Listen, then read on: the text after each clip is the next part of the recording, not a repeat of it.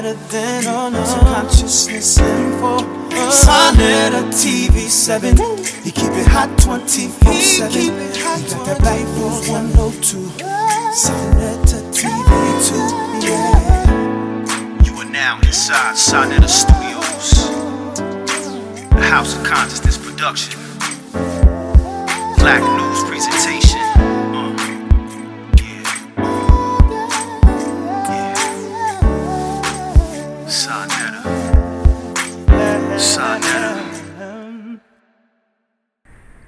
All right, peace and Black Power family. Welcome to another Sahdah TV House of Consciousness production. As you already know by now, we got the most beautiful, lovely Shahrazad Ali, the queen, is in the building. It is an honor to bring her in on Black News 102 once again. And of course, my co-host, we got the beautiful, lovely Napah Shadah in the building as well. Let me bring on my co-host. I would like for you to bring on Queen Shahrazad Ali. With much pleasure. It's an absolute honor to have you here, Dr. Shahrazad Ali, the transformational leader, the legend. So we're excited to speak to you. If people have been living under a rock, they don't know about your controversial and life-changing for many of us book, The Black Man's Guide to Understanding the Black Woman. So, yes, thank you for being here with us, Queen. We really are so honored to have you here. Give the people a little something about yourself. Let them know what you've been up to, sister. What I've been up to is finding out that everything the devil got don't work all the time. That's what I found. That's right. Okay. Let's start right here. Let's start with this. Yes. Do you think our people is prepared for today's time? Like what's to come? No, sir. We're not prepared because we consider the truth something that we can decide to either agree or disagree, even when it's the truth. We go by our feelings on things. That's our men and our women. And it's bad for our men because most of our men have been raised by women. And so they have the female attitude and conclusions that a woman have instead of what a man have. And so that's very sad for us because we have now, like I have granddaughters and I want them to get a good man. I don't want them to get no man thinking like no woman too. So it's kind of difficult for us. But no, we're not ready because we have not saved any money. We eat 5 and 10 times a day. We don't have any food put up. We don't have a food path. The Asians have a path of getting food into this country for their people. The Latinos have a path of getting food. The Africans that are here, since we claim we African American, we're really American African, but they have a path to bring food in. We're the only people here who have to count on the white man to feed us. And who have to control the food and the water, they control the war. We are the only people in America who have turned our children over to the enemy to educate them. Nobody else does that. We do that because we have grown so addicted to material things, we have forgotten about the basic things that we need. The messenger said that we needed first aid centers in every city. Well, now the white man got urgent care centers in every city. He took that idea. We don't have it. So we can't really get into too big of a fight with the enemy because we don't have any hospitals. We don't have any nurses and doctors on our team enough to serve our nation. So we have wasted a lot of time, Sahdah, of dealing with nonsense. And I look now that our relationship situation, which has been, what I have tried to deal with our women and our men, because we live in an age of technology and everything is so instant, everything is fast, it's right away, whatever it is. Well, we have taken that trend into our relationships. And so if we with somebody and they make a mistake or say the wrong thing or do the wrong thing, we fire them. We cancel that whole situation because we want it to be instant. And as a result of us having a shared ancestral slave history, it's not going to be instant. It took us 475 years to get in this condition. It may take us 475 to get out of it. Let me ask you, the things that's been going on for the past couple of months with the George Floyd situation, what would you have done had you been in leadership? Do you think the marches and stuff like that is effective in the way our people was going out there doing all this looting and stuff like that? What would you have done different had you would have been in leadership? Well, for one thing, you know, the what they call looting, the Caucasians who run the media have constantly bombarded us with advertisements and coupons and deals of all kind of material, glittery and glossy things, and the high price sneakers and everything. They've dangled that in front of our face for so many years that when we get an opportunity, we want to get some of that stuff that they got. Right. So we go and just you know, run in there and get it. And the downside of that is that because of the technology, they're going to freeze frame all them videos that they got, and they're going to try to arrest everybody they can find who was doing looting. So, you know, that's going to come back and bite us too. And the other part of it is that, listen, 85% of our people live in 17 states. Okay. And so we have 1,141 counties in America. We need to have 1,141 Black people stationed in every one of those counties so that they can bring in whatever their new idea is and monitor whether or not it's working or that the people are really adopting that.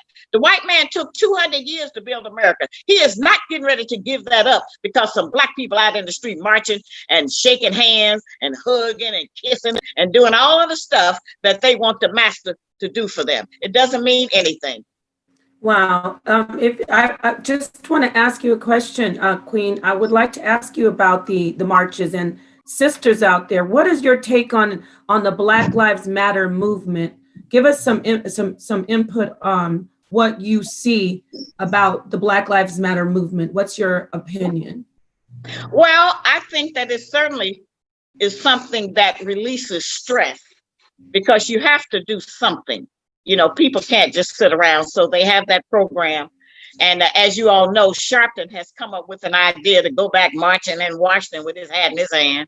And that has faded out. Nothing is going to ever overtop the Million Man March. So it doesn't, nobody needs to go back down there to the white people's house talking about, you know, give us freedom, justice, and equality. It's not going to work that way. I think that with the proper direction and leadership, as the brother mentioned, that it could be useful because all of the movements that we have ever had have been done by young people. I was in visited a Civil War museum in Kentucky last year, and they had a lot of their uniforms and the swords and all of the stuff that they used in the Civil War. And I noticed that on all of the mannequins, they had these little tiny uniforms, look like little children uniforms, like 12 and 13-year-old little boys. And I said, well, what did you all do? Remake the uniforms for display? He said, no, all of the people that we have in here, all of these uniforms belong to the people who were fighting in the Civil War. He said they were all children, not all, but most of them were children between the ages of 12 and 16. I didn't know that because, you think of war being all adults. Well, when we had the marches in the 60s, remember, those were children who got out of school and went to do that. Now, the reason for that is that as we mature and have learned more about the enemy and suffered the wrath of him, we feel our mortality when we get older. But one good thing about being an old head like me and Melchizedek is that we know the history. I know who did what, I know what they said, and who was with who and everything. So they can't come and make up some new idea about it.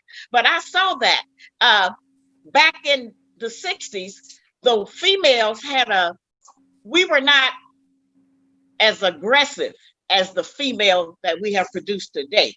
Mm-hmm. Whenever any mammal has to function without the authority and protection of a man, she becomes more aggressive and hostile. And so we're dealing with women who are acting a lot like men sometimes. They're not gay or nothing. They just have a lot of masculine attitudes and behaviors. And as a result of losing our femininity in doing a lot of these things, it has run our men away from us because they want a woman that acts like a woman. They ain't looking for no brother in their woman. They want to have a female who acts like a female. So we need to get back to being a little bit more feminine. And a lot of that is based on because we don't have a man, many of us not with a man. And so we have had to take charge of our families ourselves. And that puts you in a different position in regard to attitude and aggressiveness and things like that. But I think that the movement is good to let people know that our youth are concerned about it, because we did them a real disservice in raising our children over the past 2 generations, because we did not tell them who the enemy was, because we thought that would keep them from getting an education or getting a job.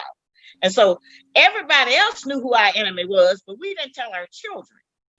And then as an unintended consequence of social integration, which has also taken place over the past 20, 30 years, you got a lot of white girls out there now that them brothers done ran through, and they done left little Negro, little black babies, little children. So that has complicated the situation. So now you also have white girls and white women out there. I know why the white female is out there, because they got our man, and they also got our men's children. And so that sets up a different kind of grandmother, a different kind of mother, aunts and uncles. It's all different. Now, none of that in the end is going to work, incidentally. All the kissing and hugging and kneeling down. The messenger said he didn't never want to see another black man on his knees in the rest of his life. So that's not benefiting anything. And in fact, white people are so tricky. You know, white men speak with forked tongue. They so tricky. They'll come out there and do all of that emotional stuff, all the crying and the kneeling and all of that. And then they're not going to improve anything. You can't legislate ideas and feelings. So it don't matter what kind of law. So, you know, I told them, you know, that the voting has not benefited us. They get me for that. You know, they really come at me. And I say, well, how would voting have helped George Floyd? How would voting have helped any of that? All we can do is vote for the tall white man, the short white man, the fat white man, the skinny white man. But it's no difference in all of them. In 1960, we had about 600 black politicians. Now we're in 2020, we got 8,000. Has it benefited us? Have things gotten better?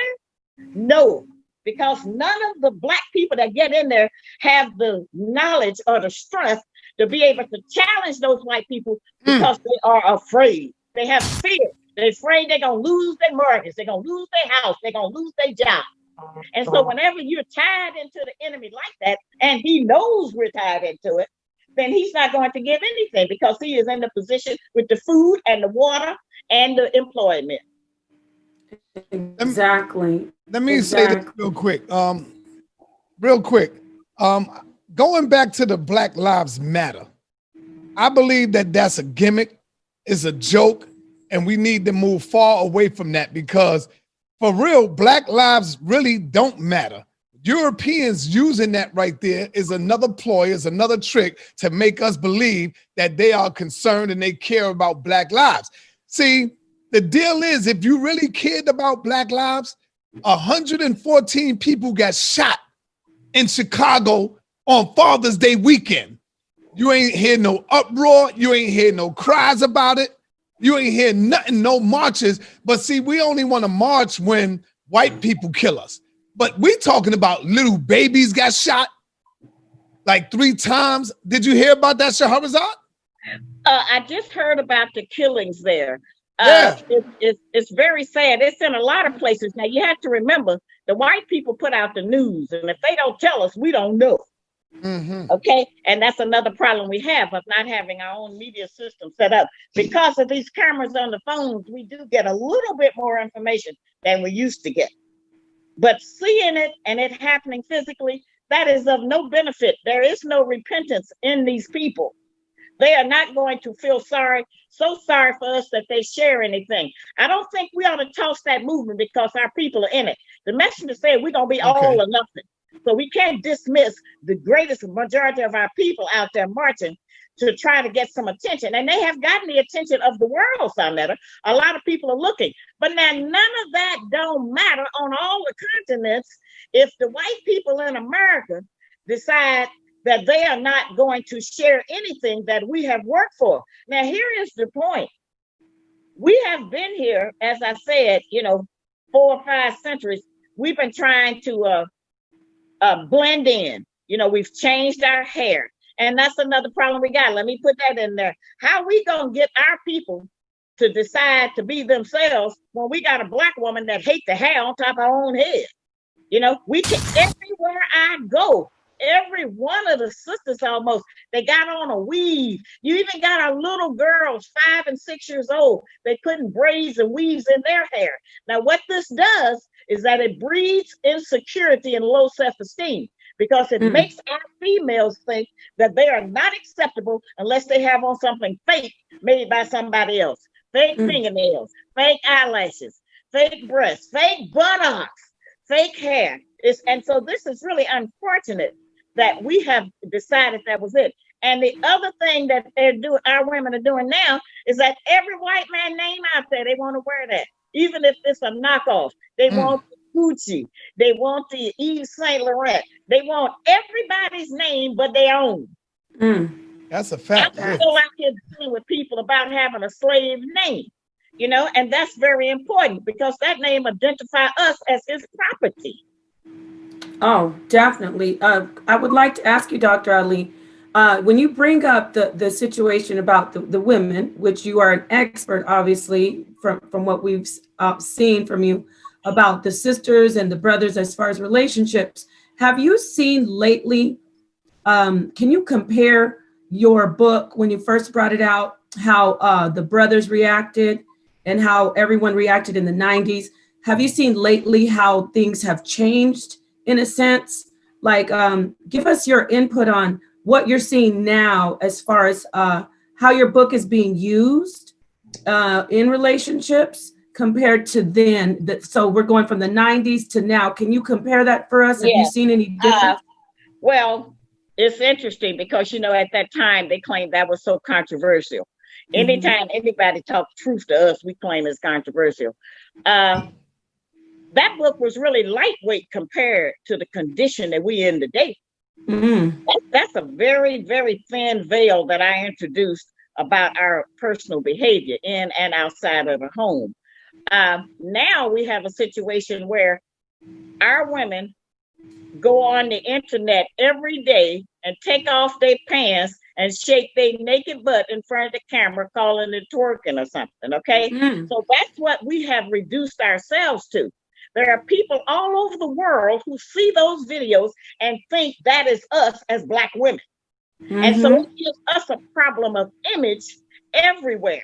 And it makes white men continue to think that we are oversexed and want to be with any man that'll have us. And our men, instead of deflecting that, they don't have enough discipline to check the women and say, I'm not going to deal with you if you're going out there naked. I'm not going to deal with you if you got green and blonde hair hanging down your back. I'm not going to allow you to put my little daughter in a thong. She can't wear a bikini. I mean, there's just so many things that the disconnect between the man and the woman has created problems for future generations. We're 18 generations up from slavery and still acting like slaves. Now, that's another book I got called Are You Still a Slave? It's a test book. Now, my books on that are on Amazon and eBay. All right. I need my people in there to put that link inside there. Amazon on eBay, Shahrazad Ali. Yes. Yes, please put that in there, family, so y'all can go and check out her book. Yes, excuse me, Dr. Ali. I do remember in chapter 3 of your book where you talked about the Soul Train dancers. And that's like child's play compared to the twerking now. That's what I said. Everything I said, it's lightweight compared to what it is now. Yeah. Because we have just completely, many of us have daughters that we have raised to look good instead of be good. And so they don't know anything about how to prepare a proper meal or how to talk to their children or how to talk to their man, And so our men have allowed, because of how we dress and the way we act so overly sexed, they have allowed that to just be the main thrust of the relationship. And in addition to that, we have made that the deal breaker. No other standards are recognized, but if we think our man been with another woman, then we go berserk then, as if that's the only rule and the only thing that we look for in a man is just somebody to be with us. And even our little bitty daughters are acting out sexually. They're saying things, they're doing things they've been exposed to too much. There's so much porn on the internet, you can't let your child get on there. So, we're living in a time of the manifestation of the defect. The messenger said that means that everything that has been wrong out here that's going on, it is being revealed. And each of us have an opportunity to choose if we want to behave this way or we want to behave the other way. And unfortunately, the messenger said that we are easy to lead in the wrong direction and hard to lead in the right. So that's the condition we're in now. And we are over average breathers. We overeat. And our men are big and fat, our women are big, our little children are big and fat. And so we have just lost complete the knowledge of ourselves that we used to have in the 60s and living a beast life. Shahrazad, Queen Shahrazad Ali. I was speaking with my co-host the other day, Sister Napah. I don't know if you remember, but I think you do, Napah. When I was saying to you, when you look at the state and condition of our young ladies out there today. And I want you to go in on this right here, Shahrazad, because you was touching on it.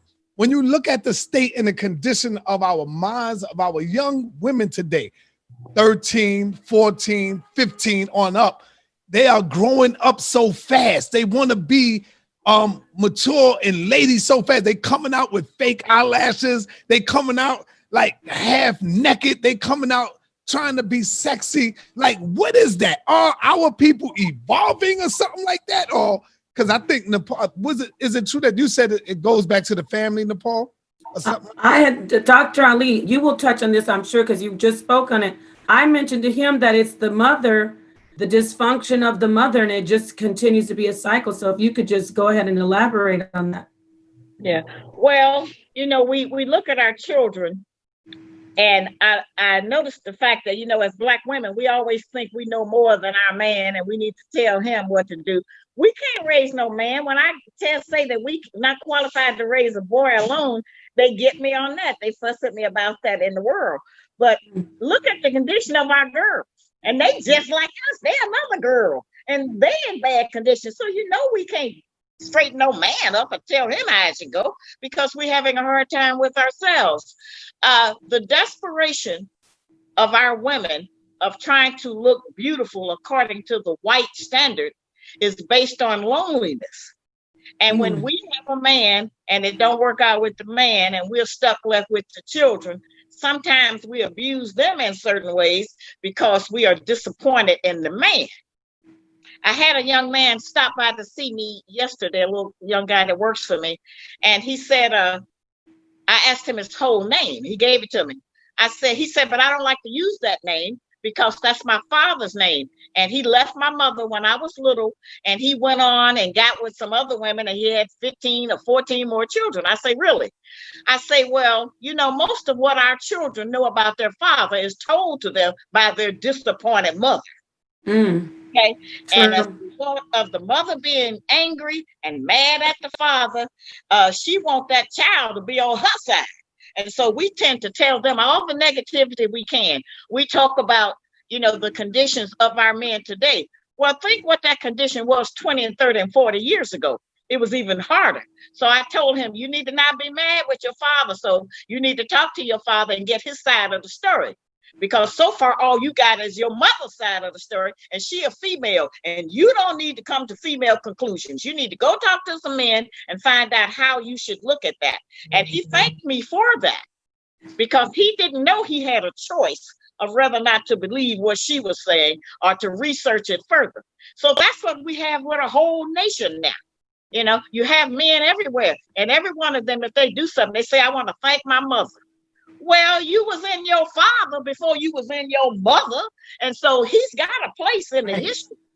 And whether we want to recognize that place or not, our men are very important. We have the best man on the earth. Yeah, he been messed up, but so have we.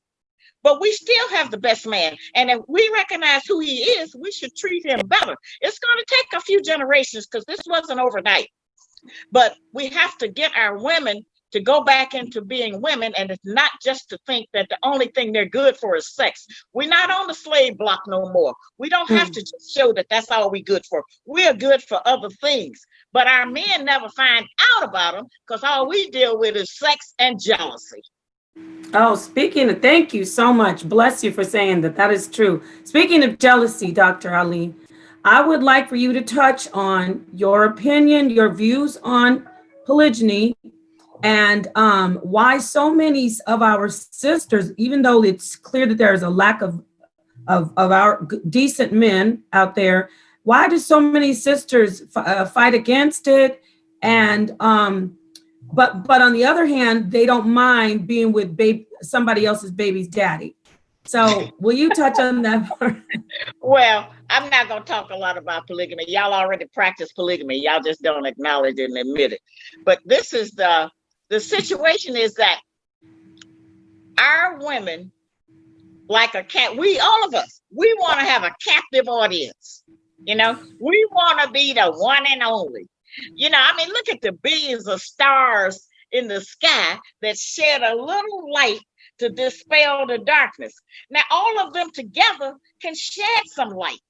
But if you just put one star out there, and if it's a fallen star, it's just of no benefit to the entire universe. And so that's how we're dealing with that. These women and our men, they already practicing polygamy. And because they having twosomes, threesomes, foursomes, that's polygamy. They just not calling it that. And they act like they can't deal with it outside of the bedroom. But that's just not, the truth of how that should be. Most of our men have several families. It's hard to find a man that's just got children by one woman. That ain't no reality. And so when I talk about that, I'm not talking about something saying that that's how I want it to be. But if that's how it is, we have to deal with the reality of our situations. We do not need to deny our children their father because he got another woman. We don't need to deny our children of their father, even if he's not taking care of them. That relationship between the cub and the father is more important than money. We use that as a tool against our man. We put him in the system with the white people coming against him to destroy his life, starting from a teenage boy. They put him under the child support system and it destroys the rest of his life. They can take his taxes the rest of his life. They can take his car. They can take his furniture, his computer. They can put him in jail. It's just so terrible whenever we have something. And so that makes us married to the system instead of married to the man that we love and adore. Because we love them because they big, they fine, they're gorgeous, and we know that we have the best man. And we also know that we're sharing him. But we think we the FBI or the police or something. We want to spend our entire life. Give me that phone. Let me check your phone. These telephones have been the worst thing that could have came to us because we have used it just to fall out with each other and to distract us about issues that are not important to our survival. Wow, that was powerful. Thank you. Thank you. You're muted, Sonetta. You're muted. No, I was saying that was a great question, Nepal. Great question. You bring out the best in her. I have another question. You don't Shahrazad. know. I am loving this so much. I am sitting here just like under the tree, letting the fruit fall, and I'm just taking it all in. Nepal, you have an opportunity to have a different life. You don't have to live the life of being in hell every day, walking the streets at night, sitting up in the bars, pulling your dress up, shaking your naked behind in the cameras. We don't have to do that. That's not all men want. Sex don't last long enough for it to be the main item in a relationship. Don't nobody break up over sex. You break up over all those other issues, and those are the ones that we need to address. But it's hard to get us, to do that, and our distrust of each other. If you got a girlfriend and you bringing your girlfriend around your man all the time with you, you better believe eventually he gonna want her too. That's just how it works. That's nature. You cannot change the nature of what life is. Nature don't change for nobody. I See, agree. it has nothing to do with you being less than a woman. If your man has somebody else, it have nothing to do with you not being enough for him. That's just not his nature. Ours is different from him. He not another woman. He a man. And we don't mind having a man as long as he don't start trying to tell us what to do. Go ahead. Go ahead. Hey, Shahrazad, sister, real quick, and I'm gonna let you go, Napah. No, go ahead.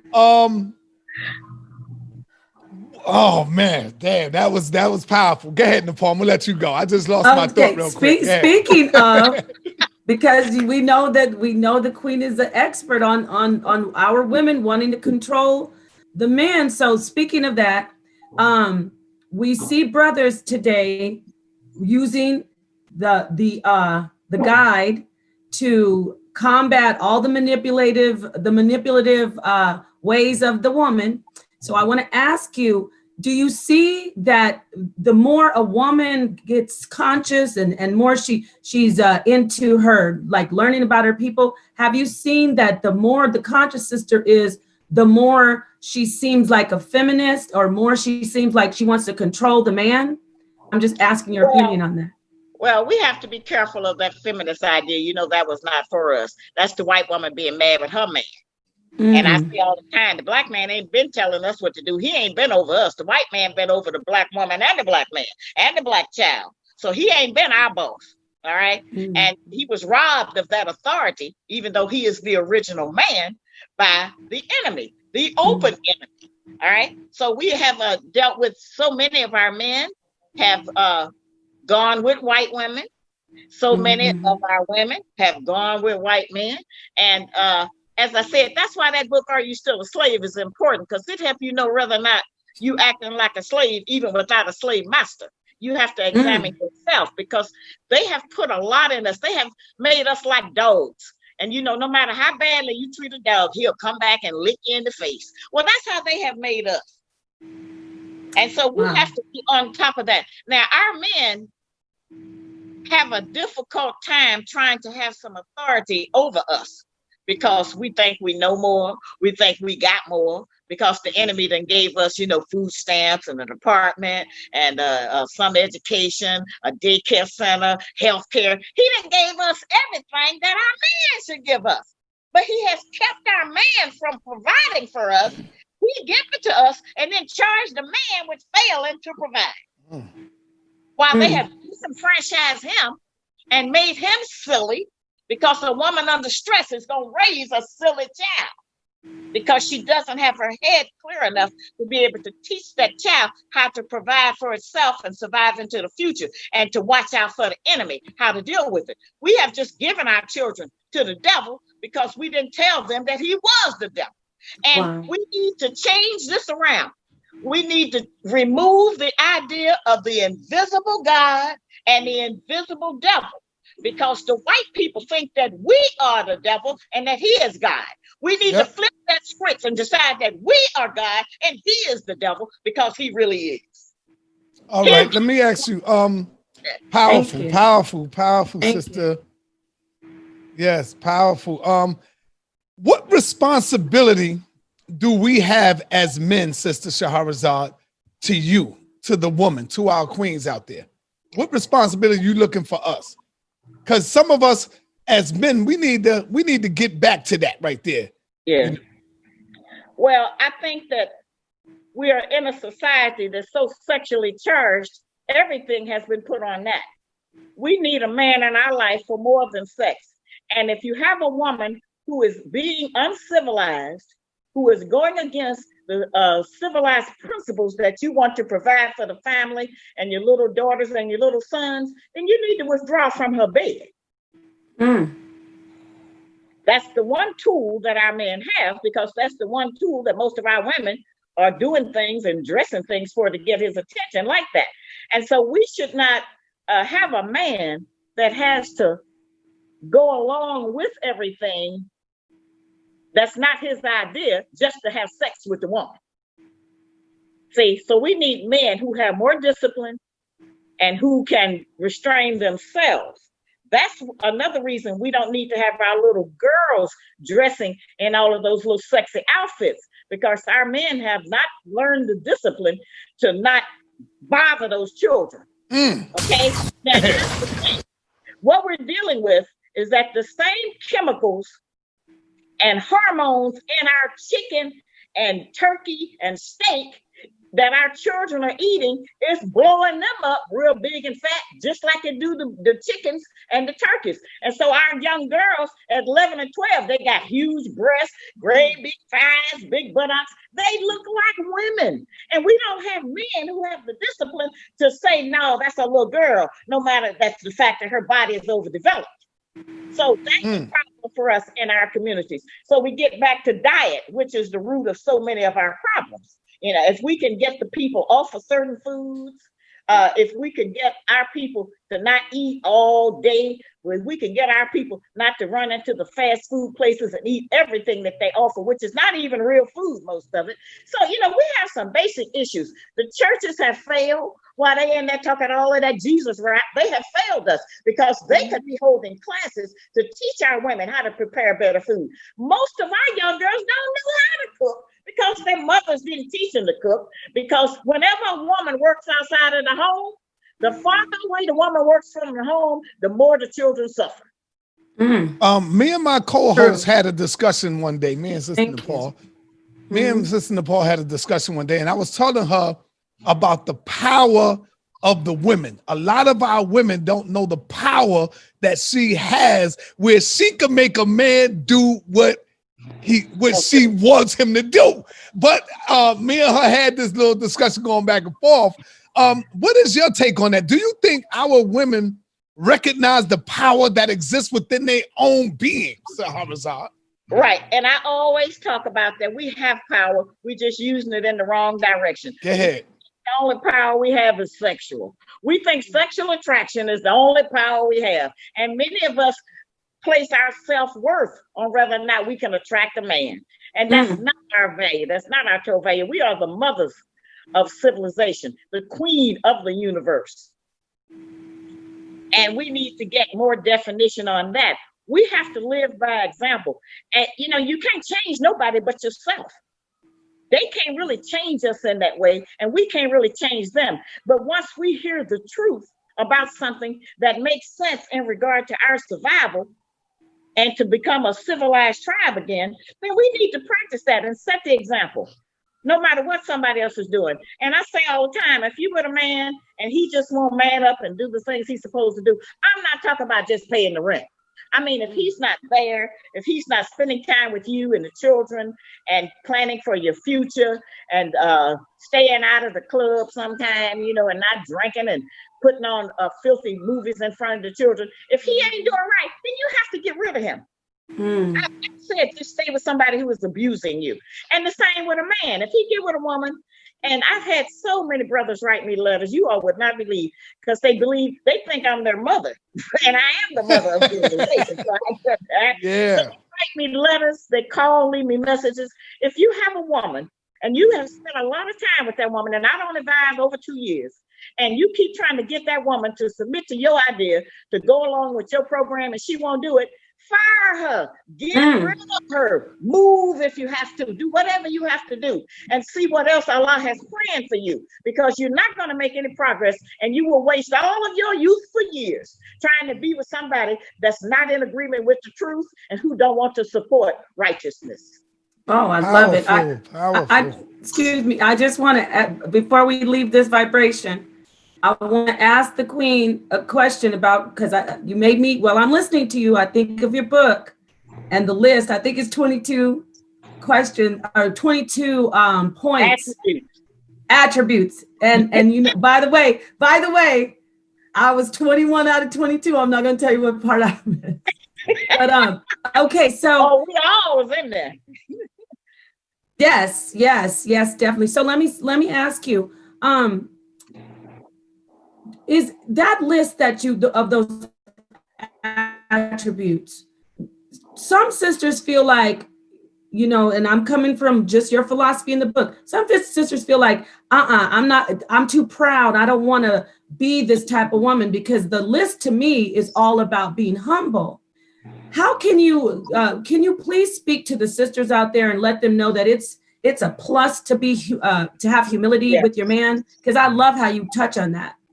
Well, I don't know how much more I could say about that. We have women who are headstrong and who obey their white boss every day, obey everybody else that they run into. But when it comes time to agree, obey just means to agree. Okay. And obedience is important. We know how important it is for our child to be obedient to them, because we take care of them, we do for them. And so we expect them to respect us and be obedient to us. Well, that's all what a man expects. If he's being good to you, and if he loves you, and if he gives you the security in life that you need, then you ought to be obedient to him, as long as he ain't telling you to do something stupid. Now, let's go back to that. We don't understand everything. And so sometimes they have a peep into something that we are not aware of yet. Okay? And we need to try to understand that if he's making sense. Now, even if he's not making sense, if you choose to be with him, you need to obey and go along with his idea. Wow, I love it. I agree 1000%. Sahdah, I'm sorry, I jumped in. Were you going to say something, brother? Oh, it's all right. I want y'all to get ready, because we're going to take a couple of questions from the audience before we let the Queen Shahrazad go. We're going to take a couple of questions. Wow, this. Before we do that, let's deal with something current. This whole thing on the coronavirus. New York is about to open up now. New York is damn near so close, of about 5% of opening everything up. Our the so-called movie theaters is about to open up next week. So everything is going well. Now they are going, and I was just talking to my wife last night about this. I said, these white people, these crackers, they are moving into every state, killing our people. They're killing our people. Now we hear that the coronavirus is so deep in Texas, Arizona, and I think maybe where you at, Sister Queen Shahrazad Ali, Miami. So I told her last night, I said, yo, they are moving in different states, killing a certain amount of our people. Speak to that, Shahrazad Ali. Let's get into something current. Well, we know we can't trust the enemy. He has tricked us with a lot of things. You know, we used to say they was going to get us in the water, but we didn't know they would get us in the air. And so I'm wearing my mask until Christmas. And if I'm wearing a hazmat suit, gloves, I wear everything. My daughter has us hooked up, okay? So I'm going to do that, because we should have been wearing stuff around them germs anyway. So it's not a bad idea, no matter what. I feel badly for the people who are still walking around telling me, oh, I don't believe that. And once again, feelings have nothing to do with belief. Belief has to be based on some actual facts, not how you feel about it. And every time any of us talk about anything serious, we start out with, well, I feel, or I don't feel like that. Yeah, well, I think. That's, you know, we have to not learn by experience. We have to learn by history. We know that these people have been against us. They're against themselves. We know that this country is all about money. We know that they make money on diseases.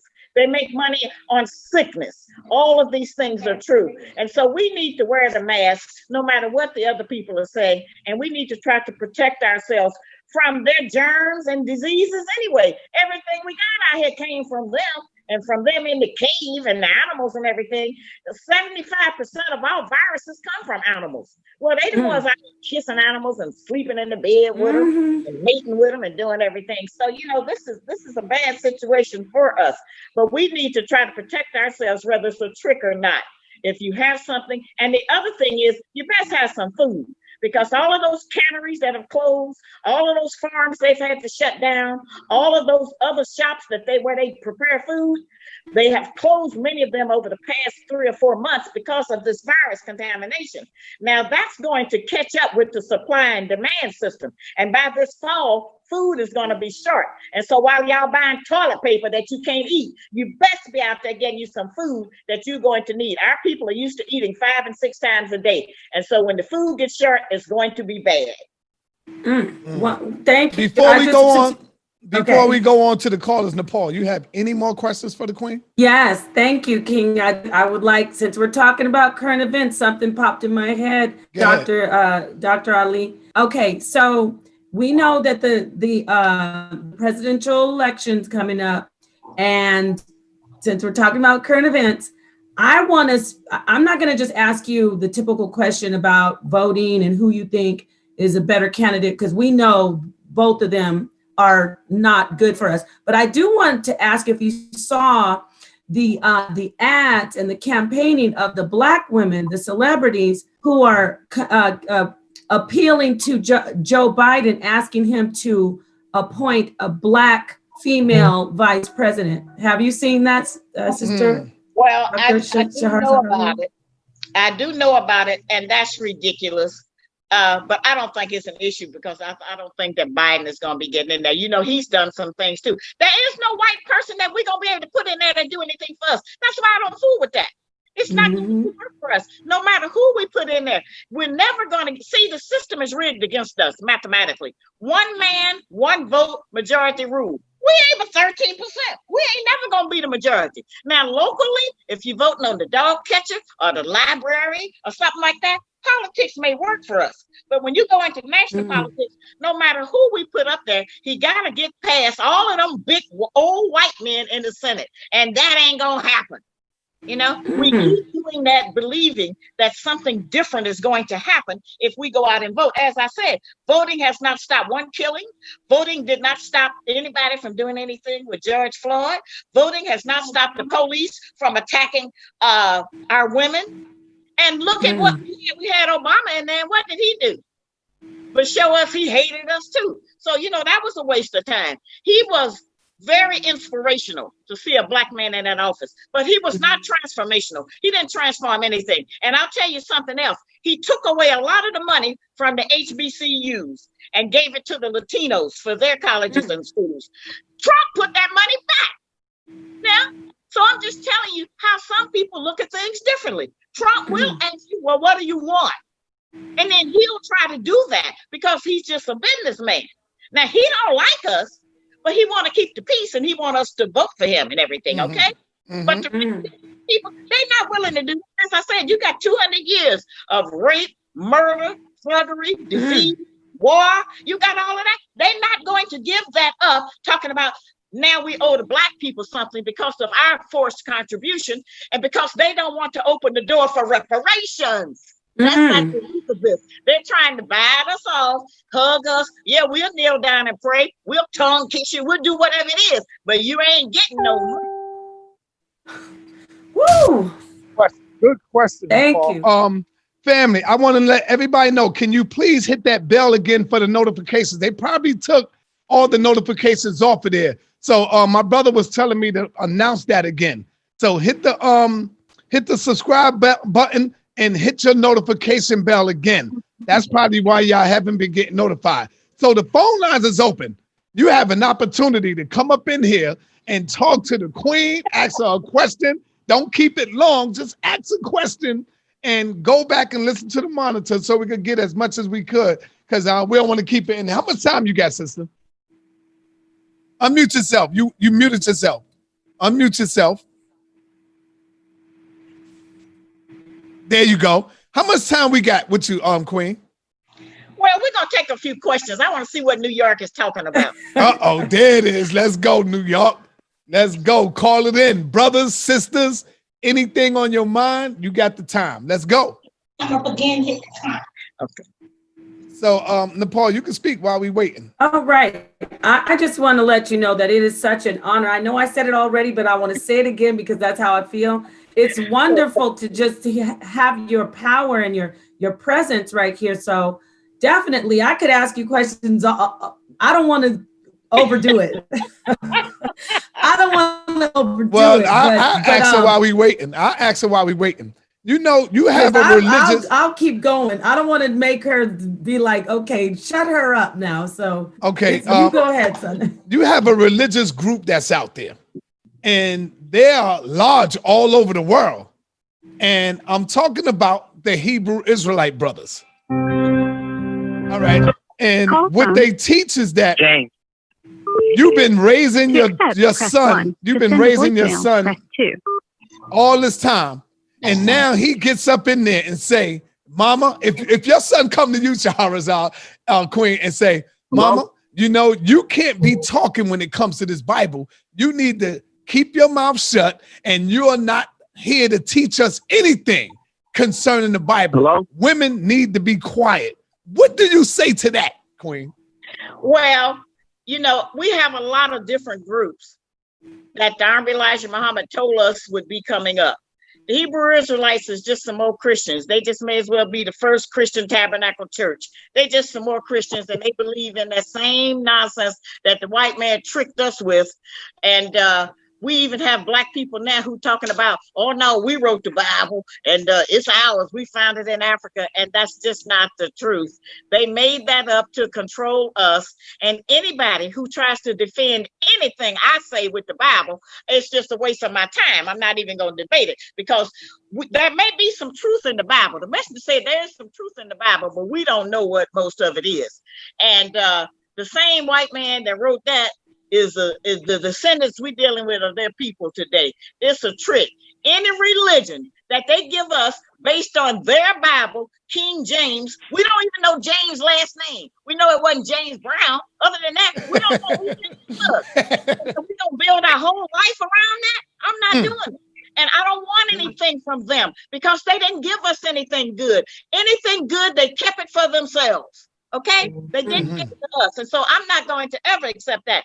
But the Hebrew Israelites are another branch off group that they want to have, because they want to be able to claim that they have something new.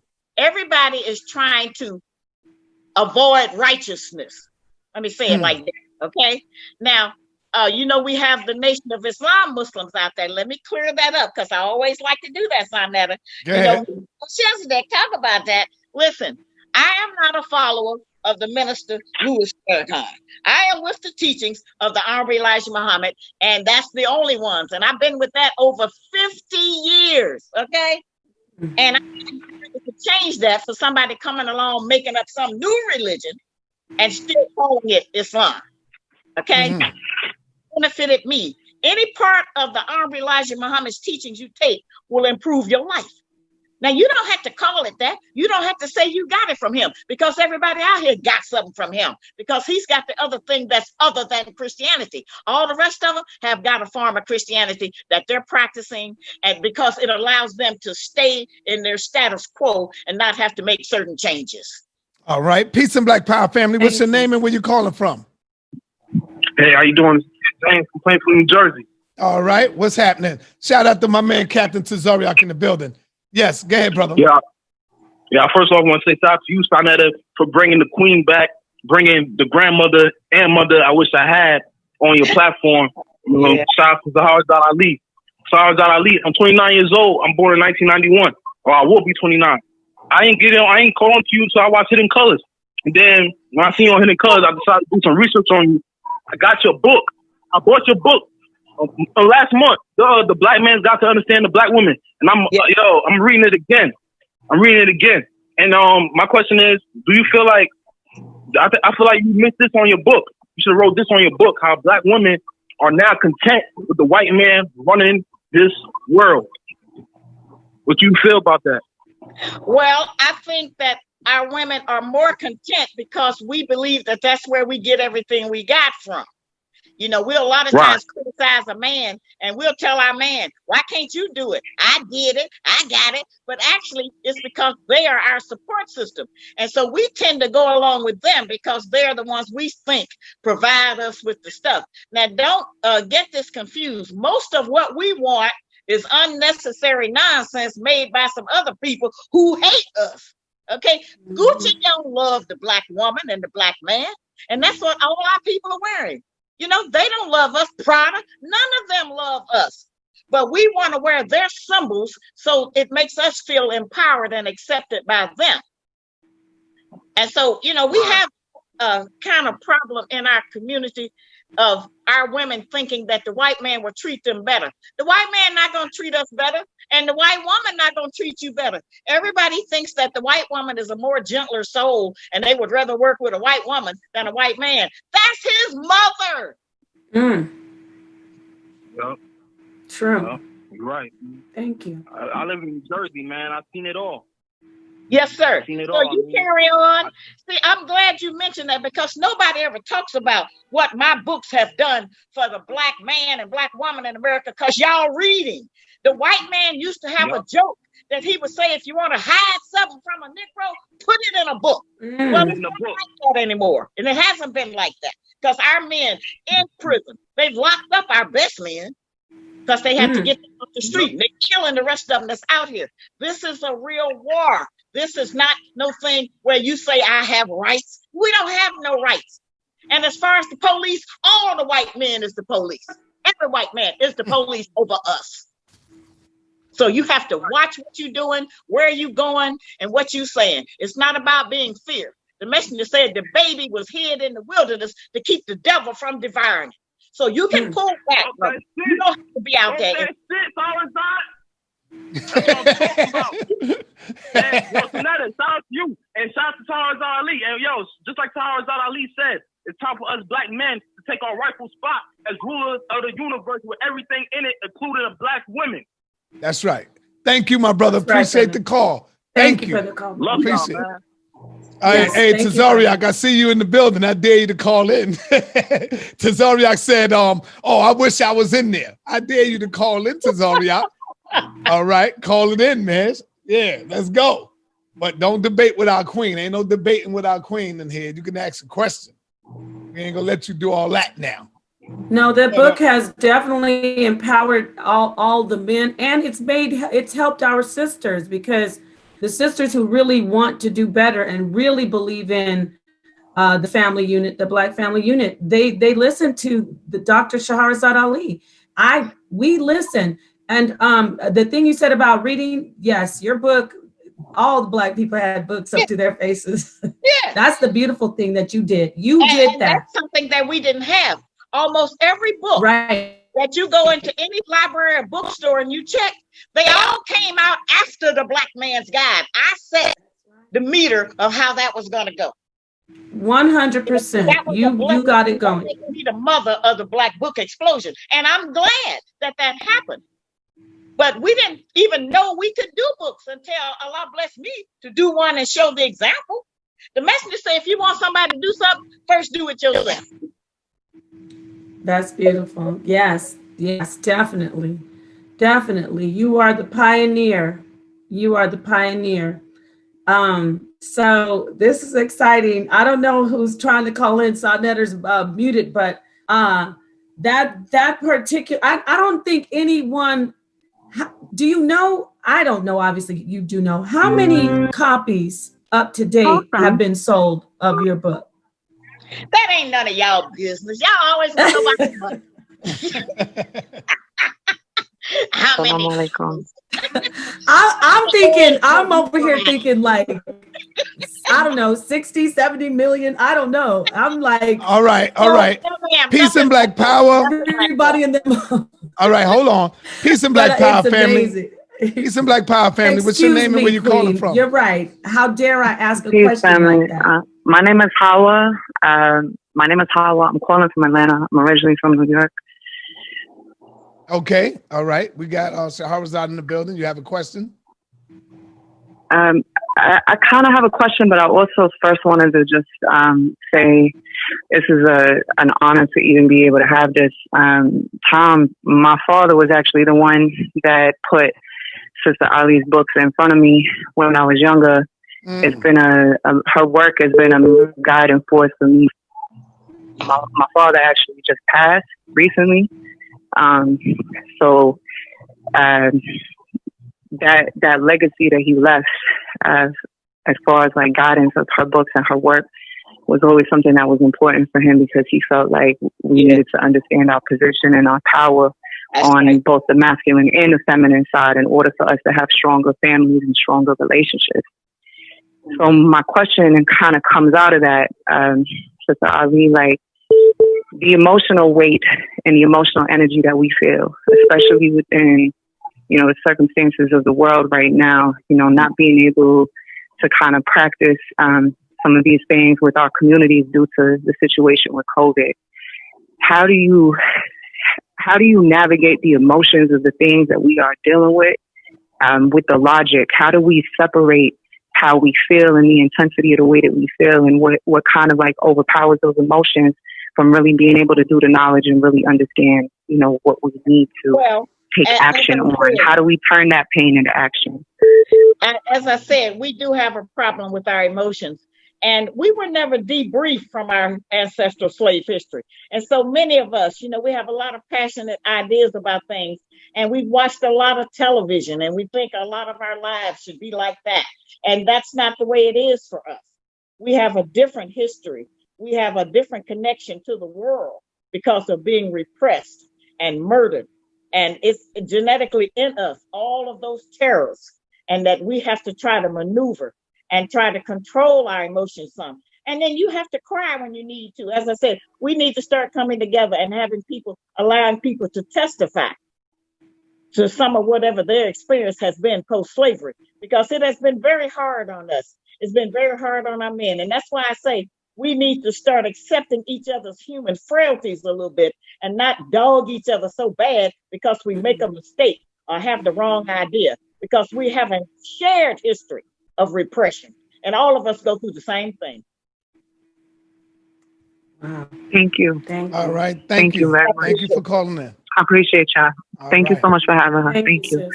All right. Queen Shahrazad, do you have anything else you would like to say? We don't want to keep you too long, but if you want to stay to take a couple of more questions, we could. Yeah, I'll take a couple more questions. I try to stay in contact and in touch with my people on the street, because they give me a lot of information, because I can't travel now because of the fact that it went off. Yeah. I can't travel now because of the virus, And I need to know what people are thinking. What do you think about I did send Melchizedek videos to you in your email. Did you get a chance to see any of them? I know you was up there laughing your butt off. I know you laughing at. What do you think about Mel? Old soldier. That's my brother. He's an old soldier. Yeah, Melchizedek. Shout out to Melchizedek, man. Queen Shahrazad, I went during the COVID. I was walking the street. And I went past Mosque number 7. I was on 127th Street, Malcolm X Boulevard, and Brother Joe was out there. Joe is the brother that be playing chess all the time, and he's out there. As soon as I walked up on him, I said, "What's going on, Brother Joe?" He looked at me and said, "I'm not your brother." Now, I've been with this dude. I've been friends with this brother for like damn near 16 to 17 years. And so I'm looking at him, and I said, "Joe, what are you talking about?" He said, "Man, you interviewed Melchizedek, and he up there talking about the minister." I said, "Brother, are you saying that I can't interview people, man?" You know what I'm saying? I'm like, why would you even say? I got it on video too, and he had the heart to even say it while I was videotaping him. Yeah.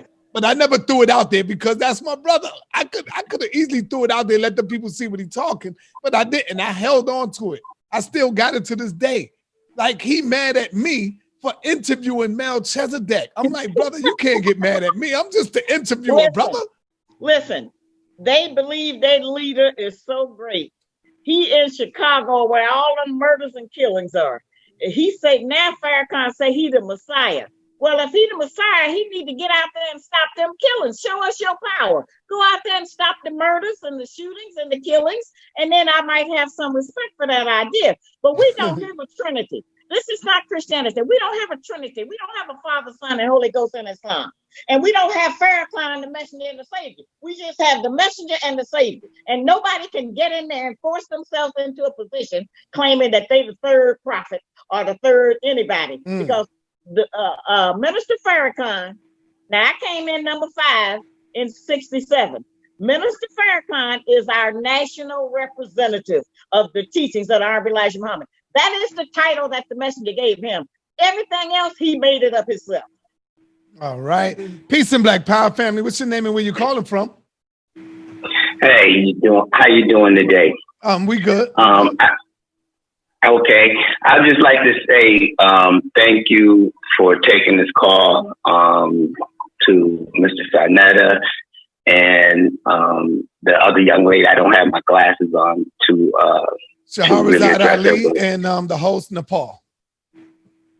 Okay. Shapal? Napah. Okay, hello, Napah. And no disrespect, but I have to call you Dr. Ali. And with that being said, I was watching a video the other day called Fight the Power. And I seen you in there jamming. Whoa, girl, I seen you in the middle of the crowd. It had to be you. It had to be you. You put it down, right? I had to watch it 2 or 3 times just to make sure. Now, I'm 52 years old. So I've been following you ever since I was in my 20s. And I just like to just say hello to you and give honor to you and send my blessings to you as much as I really can send. And you know, my father came from Mississippi, and his mother also came from Sahdah, Mississippi, associated with Memphis, Tennessee. And I just like to put out there, he wasn't able to go to school because of grandma's seizure at about, he only got like a 2nd grade education. He couldn't go to school, right? And so when I was in the 3rd grade, he used to always try to tell me who we were as a people. And I just want to share this with you because I never hear the Black community ever address this or talk about it.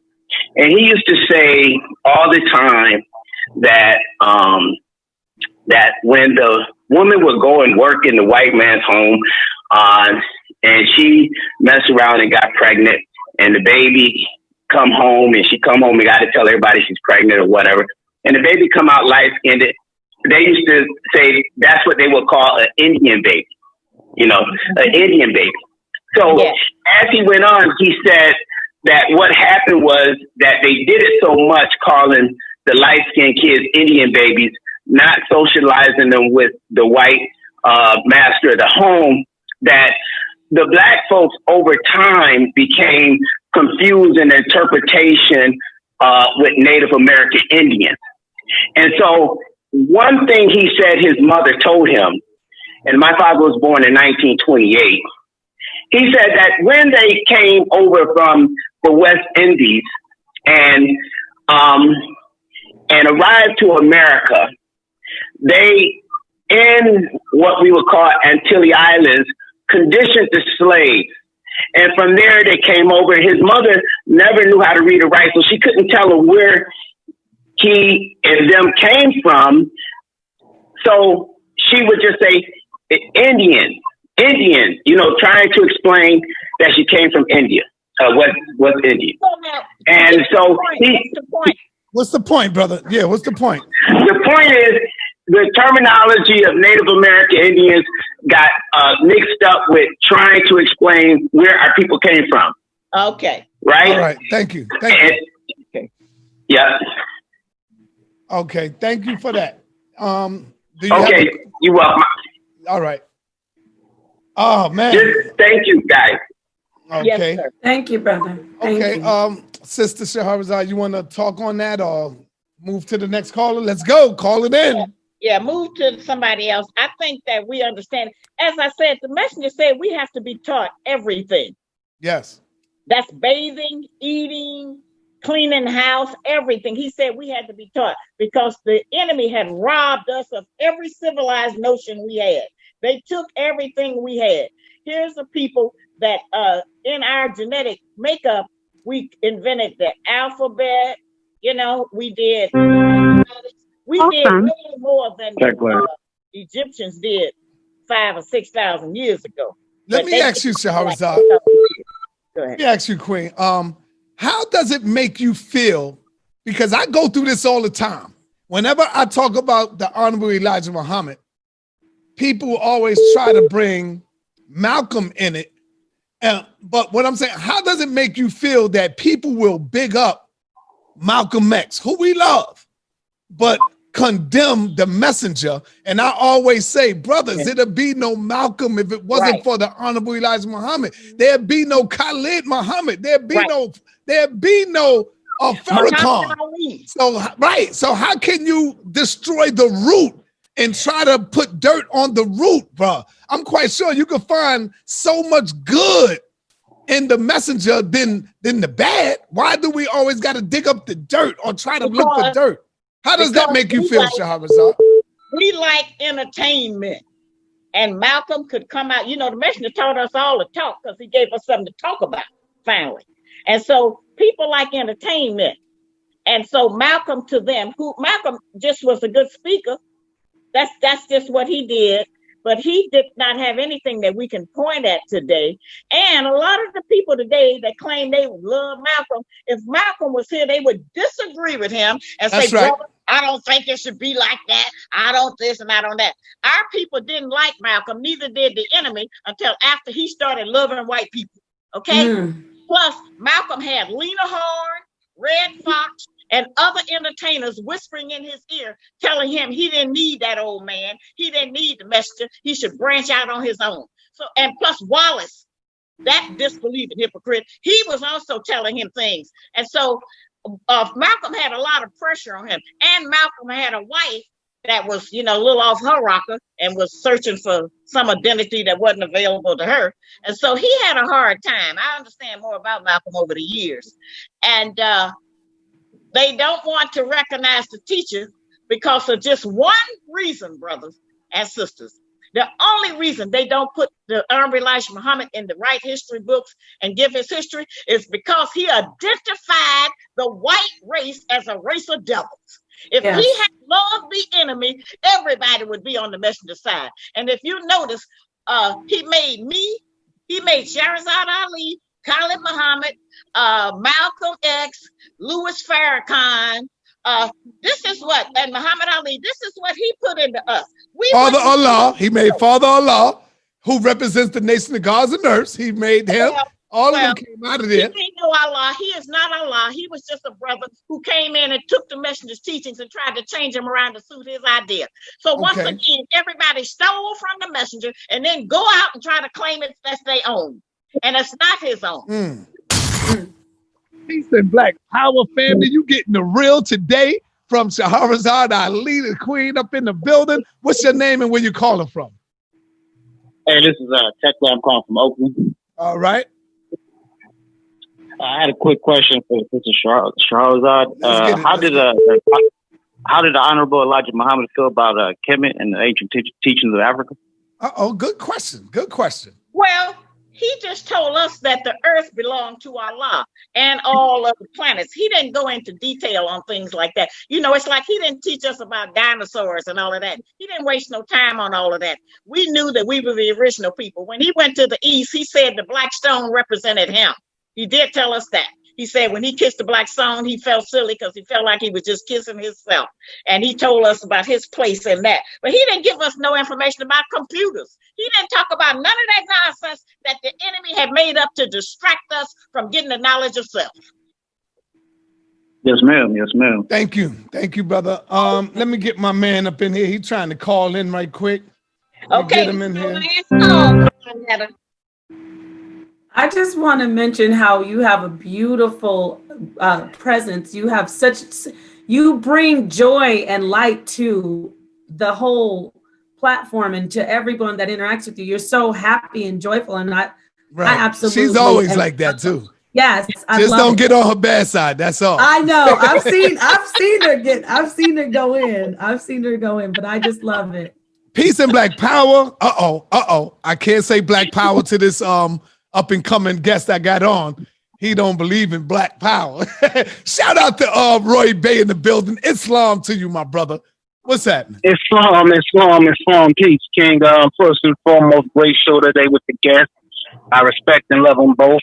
Much honor to Sister Shahrazad Ali. Sister Shahrazad, before I put my question on the floor with you, let me just first and foremost say that you made me believe in sisters at a time when I was giving up on them. You talking about the first female intellectual who I ever feared and respected at the same time. So honor to you, my good sister.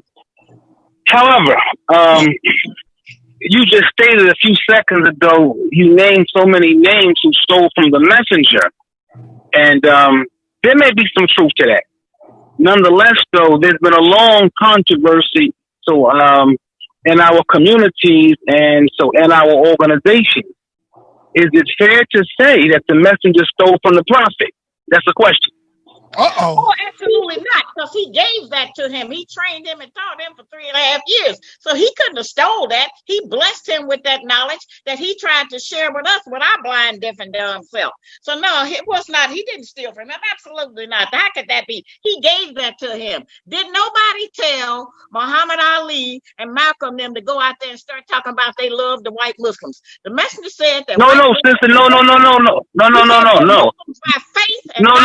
Hold on, Roy. Hold on. I'm gonna let you go back. Let her finish.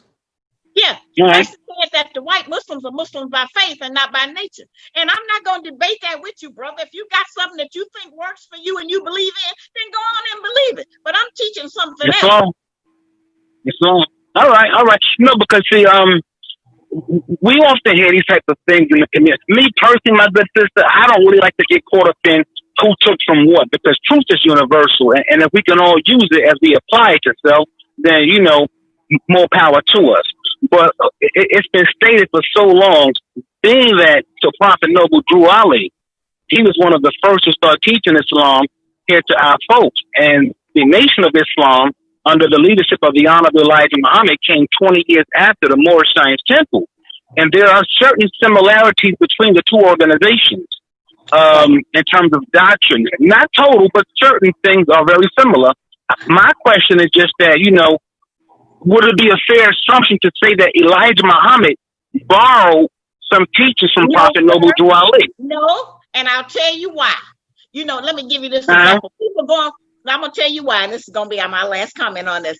People go around saying that the messenger raised 25,000 brothers and sisters, okay? Well, he may have, but prior to that time, the Savior himself had raised 25,000. And the messenger was not the only brother that the Savior taught. So since we don't really have a complete, accurate history of Noble Drew Ali and so forth, it's very possible that the Savior taught him too. It was several brothers in different classes. So he was not the only one he taught. But no, the messenger didn't steal nothing from nobody. What he got and gave to us came straight from the mouth of God. And that's what I'm going to believe forever. It has benefited me, and it has improved my life and everybody who hear me life. And so that's what I'm going to stay with. But I know what y'all do in New York. Y'all have invited me to debate with some other silly brothers that want to talk instead of work. Go ahead, sister. Sister? Well, I tell you right now, I definitely still respect your position, and you are still one of the greatest sisters, and I've been very happy and pleased just to sit under your teachings for the many years that I have, and I always give you honor for spanking Phil Donahue. That was a great demonstration. Praise Allah, my sister. Yes, sir. Hey, man, beautiful display of respect, brother. I love you, man. You already know, man. Even though you... Oh, I love that, sister. Yeah, no doubt, brother. And I got love for you, Roy, babe, with the love and respect. Indeed, brother. That's what's up. All right. Thank you, man. Appreciate that. Yes, sir. Thank you. All right. Okay, so we're going to end this right now. Napah, Queen Napah, do you have anything else that you would like to bring on and let her close out and give her social media? Let the people know where they can find her. Let the people know where your books is at. And make sure my moderators in the chat put that link in there so they can get it. Definitely. Get the books. The Queen is here with us, and we are very, very, I can't say how much it's like, for me, I never thought I'd have this moment. So if I seem starstruck, it's because I am starstruck. I'm not going to front, because this is a true honor. Thank you so much for loving your people. You're a legend, but you still come down and you spend time with us. So we appreciate you and we love you very much. So thank you. I want to say that, let me give the name of my books, because some people, I try to put my picture on them so they'll recognize it's me. But Right. I have The Black Man's Guide to Understanding the Black Woman, The Black Woman's Guide to Understanding the Black Man, Are You Still a Slave? Things Your Parents Should Have Told You, which is a great book for you to get for your child, no matter what age, or even an adult, Urban Survival, and How Not to Eat Pork or Life Without the Pig. Those books are available on Amazon and eBay. And make sure you get the one that says you're buying directly from the author. And if you put a note on there when you order, I'll sign your book for you if I'm in town and have time. Wonderful. Wonderful. Thank you so much, Queen. Thank you Well, very you much are for your welcome. presence. I hadn't been with Sonetta in a long time. I love him and his wonderful wife. And so when he called me, I said, okay, maybe it's time. Man, you know King Simon gonna see this and say, "Oh no, I got to get the Queen over here now." You know, He's so already trying to do it. yeah. I want to thank you as well, sister. You always welcome, my casa, your casa, and you know, you always welcome. My house is your house, Queen. Whenever you got something that you want to get out, feel free to call me and say, Sonetta, I got to get this to the people. Okay. We got over 1,000 people right now listening to you all over the world. So, Queen, we love you. Thank you for taking the time out. Brother. And we love you. We'll stay in touch. Send me a copy of this. I will. Yes, and I got one message for everybody out there. Y'all take heed. Don't start nothing. There won't be nothing. There you go. Don't start nothing and it won't be nothing, Roy Bay. Peace and black power to you, Shahrazad. Thank you. Love you, sister. All right. Yes. Okay. Alaikum assalam. Peace and black power, Queen. Assalamu alaikum. All right. Sister, how do you feel about that interview right there? That was awesome. That made my whole day. You know, I loved it. Wow. She is so powerful. She is so wise. She just gives, and everything you just want to take it all in. I mean, I know I had to ask questions because I want to know, but I just want to sit and listen. So a peace to the family out there. You know, much love to the family. I know you enjoyed this as much as we did. And